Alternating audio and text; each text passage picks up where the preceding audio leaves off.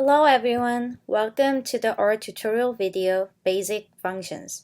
In this video, we'll learn basic and useful functions that we can use once we have the data loaded into our environment. After this tutorial, we will be able to load various types of data, check if it is correctly loaded, get an overview of your dataset, and edit the dataset as you need. Let's start. So we'll start with how to import the data. As we have already learned in the first R tutorial video, we can use read.csv function to import the data. This time, we'll learn some details of using it. The first thing that we'll learn is the header. The header is a row that explains what's contained in each column. It's usually located on the top of your dataset. If we have the header in our dataset, we need to set the header as true. Let's see this sample data, the CSV data.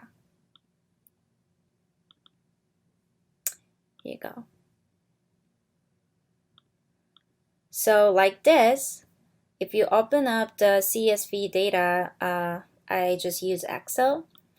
This first row contains X, and this is not a data point. It's just the column name, and we do not want to consider this as a data point.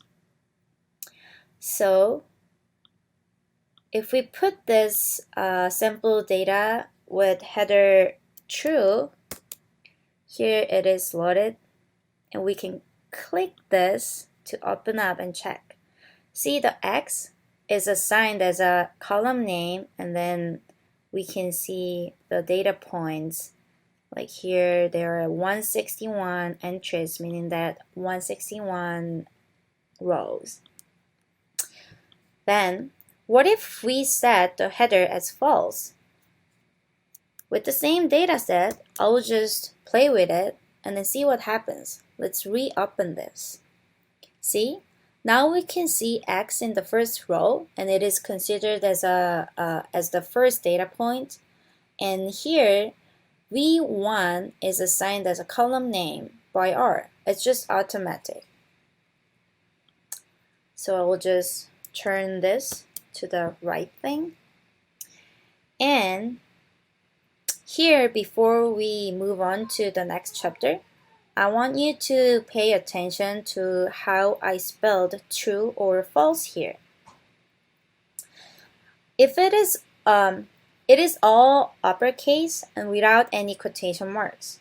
As you can assume, true or false is not just a string value, but a Boolean type value that is specially treated in our environment. Now we'll move on to the second part. So what is separator? If a given data set is in a nice Excel or CSV format, then we're lucky. However, sometimes we get the data set in a text file with all values separated by either a comma or a semicolon.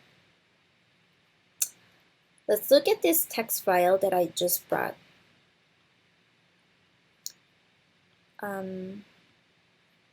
If you look at this, the rows are divided by the enters, and here you can see the commas separating each numbers.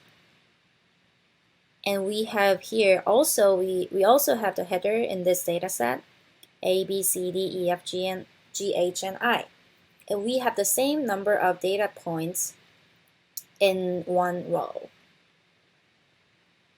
What can we do to import this text file into our environment? In that case, we can set up the separator in the read.table function. Look at this. And don't be afraid of this read.table function. This is just another function that imports the data. It's just similar to this read.csv data, CSV function. We'll define the value as whatever was used to separate the values. So in this case, it was a comma. And here we need to put the commas inside the quotation marks because it should be treated as just text value, the string value. Let's see what happens when we import this.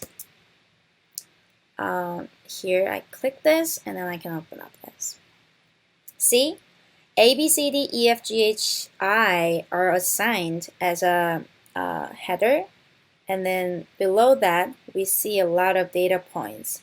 In fact, you can check here, there are 7,292 entries, meaning that there are 7,292 rows in this data set.